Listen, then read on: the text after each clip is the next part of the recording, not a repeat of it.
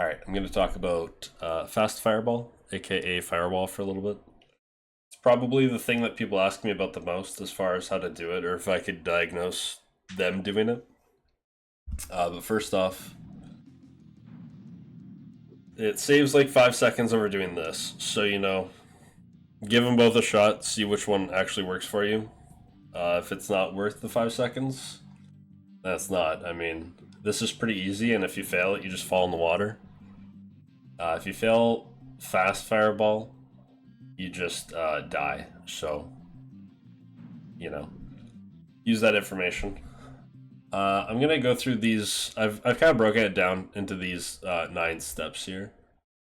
If you don't want to do it this exact same way as me and the way that I see other people do it, then it's gonna be pretty hard for anyone to diagnose what you're doing wrong. So just be aware that if you're gonna try to go into uncharted territory with this trick, you're gonna be going at it alone, which is just gonna be harder. But yeah, so I just recommend doing it exactly the way I'm showing it here. And then if you want to change the approach later, once you understand it, then, go for it, I guess. But I'm just going to show off exactly this setup. So first things first is you want to get into position here at the wall. So like we usually use these corners. So like this corner and then this corner as visual cues. You want to get onto the wall before this corner and start holding L2 and up, or L1, whatever. If you get there like later than this corner, you will not have enough time to get the camera all the way up against the wall. And then when you do your double jump, you won't be facing the correct way. So just make sure you get on the wall before this point. So that's step 1. Step 2 is to hold just up and L2, and then you want to walk up to that point in the wall that I mentioned.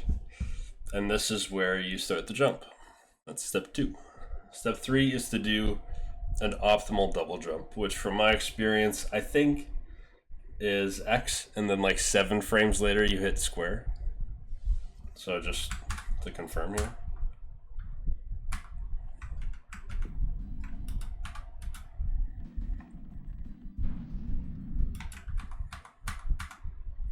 So I hit X, and then 1, 2, 3, 4, 5, 6, 7, 8. In the 8th frame I hit square. See another one. Okay, so 1, 2, 3, 4, 5, 6, 7, 8.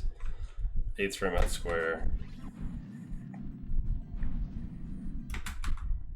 1, 2, 3, 4, 5, 6, 7, 8. Yeah. So like that's exactly how you should double jump every time. X, 7 frames later, you hit square. And of course, you're not holding forward at this point in the jump. You can hold forward until you hit X. But like, yeah, within a frame you want to drop it. That's like a ideal walking double jump. So that's optimal double jump. X, 7 frames later, hit square. And then during this jump, you want to hold down left, R2, and tap X. And then you do like a little wall glide onto the wall. And now the worst Dragon Shore wallers I've ever seen always do a right input before they get on the wall. It makes absolutely no sense to me. So don't even think about hitting right during this section, because you're gonna lose the wall glide effect. You're gonna add variables, and you're going to just completely fuck up the setup that I'm explaining right now, because you're gonna have to do other things to compensate for it. So just, hold up until you do the jump, and then jump, and then you do it down left. And you see that, no, I don't hit them at the exact same time. It's not like perfect. Like I hit left for like 3 frames before I hit down left. It's not like, that specific. but just no right inputs at all here. And then once you get on, we'll see this. So I do the X input to do the glide, and then once I'm on the wall, which you can like barely see that I am, but I am, you hit X again to do a full jump. And note, I think I pointed this out already. I'm holding R2 from like the moment I do this glide input for a while. You see on these steps here, like I'm saying R2 until like step 7. And just like keep in mind that this R2 is going to be pressed for a long time, because you want to have the camera rotated behind you. And if it is not fully behind you by the time you do the glide, it's going to get stuck on the wall. And you're just going to have to do this blind, which is not going to be consistent at all. So R2, and then once you're on the wall, you do a full jump, which is the start of step 5. You don't have to do a full jump technically. Like I've done this before with just like a small jump, and the first video that dropped from Drash doing this, I believe, was just a tiny hop, and it probably is more optimal, but it's easy to time.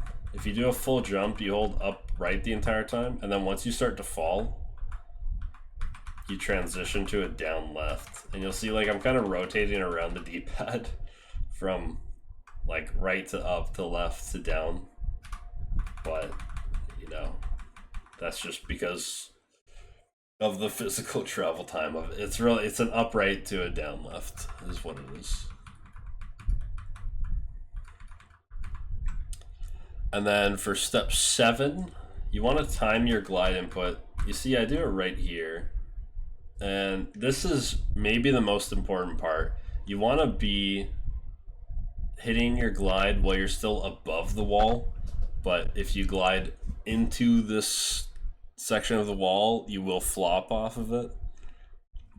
You want to get your glide out such that by the time you've glided like the couple units towards this wall, you've dropped enough height that you go right under it, and his head will clip through the wall kind of, but his body won't. So like this is fine. This is even pretty low, to be honest.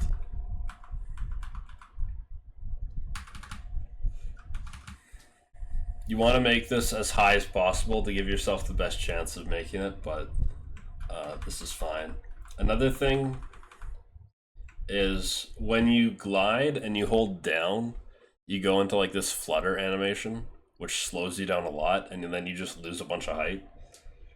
So when you do your glide, if you're still holding down left to turn, just make sure you get off of the down input like almost immediately. Alright, so that's step 7. And then pretty quickly you're gonna get the camera fully behind you, and then you can drop R2 pretty much once it's behind you, and then you need to get yourself online so you can do your adjustments. So I do like a little bit of upright to adjust, and then like that looks pretty good, so I let go. This isn't great, so I'll pull up this. This isn't like, you know, the ideal picture, but whatever. This is pretty close. So you're starting around here, right? And you're going to this gate, and this gate extends infinitely downwards, essentially. Not really, but extends downwards like this. And you're trying to get into this box, basically. And so the most optimal line is going to be to go just inside the left side, if that makes sense at all. If you can see how much further it would take for you to go right, just because it's angled like this way, for you to go to the right side, it's going to be way longer, which means you're going to be way lower. So you want to aim for the leftmost part of the power-up, but still inside the gate, because the power-up does not go below the post. It's still going to be between the posts, but you just want to be just to the right of the left one. So in this case, it's like right here is where you're kind of aiming Spyro's head. And this is even like, this is actually insanely scuffed. But this is like probably the limit of what works. If you drew a line from like the mohawk up, I'm probably just barely inside it. That's online. And then the last step is to hover at the right time. And the timing for the hover is basically when the power-up is off screen. Another thing to look at here is this little gray triangle here. If you want just like a smaller visual cue, that's what I like to use. They pretty much go off screen at like almost the same time. Well, actually, I guess it's a little bit later. But once that goes off screen, hit triangle and keep holding forward.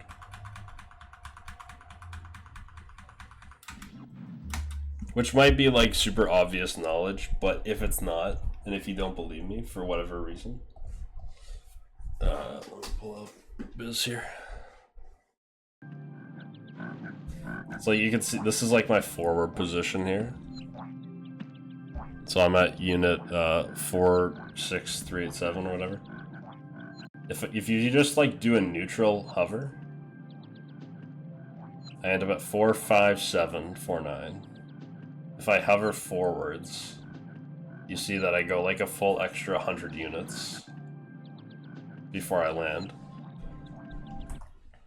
So it's like, even when you're hovering, you still need to hold forward, or else you're just, I mean, from the glide, you still have forward momentum, so you're like still hovering forward.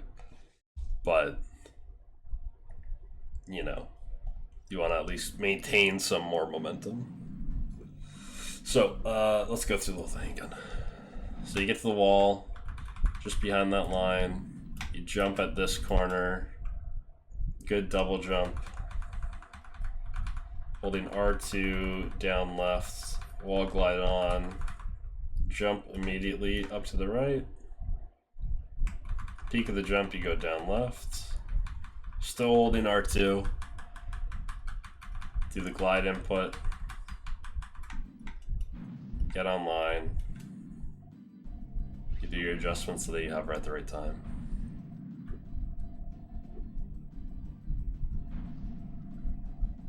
If you do get the camera stuck on the wall, you can just like mash camera snap, so like L1 plus R1.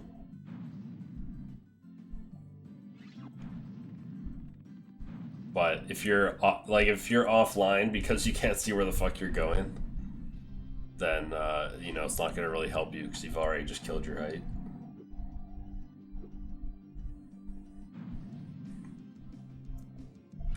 I think I only went over the first one here. So let me cover a better one. So I think that first one kind of sucked. Yeah, a bit behind the corner, jump right at the corner.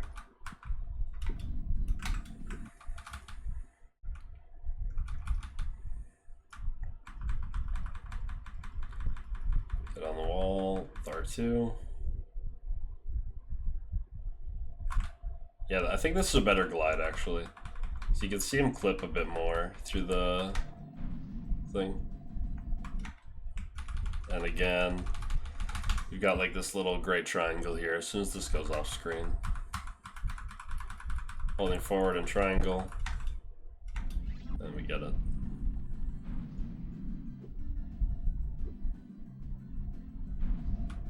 Actually, that one looked kind of spicy.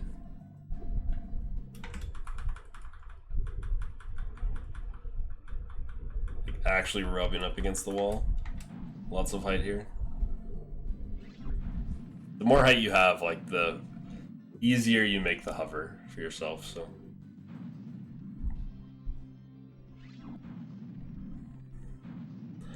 Anyway, hope that helped. Yeah. Good luck.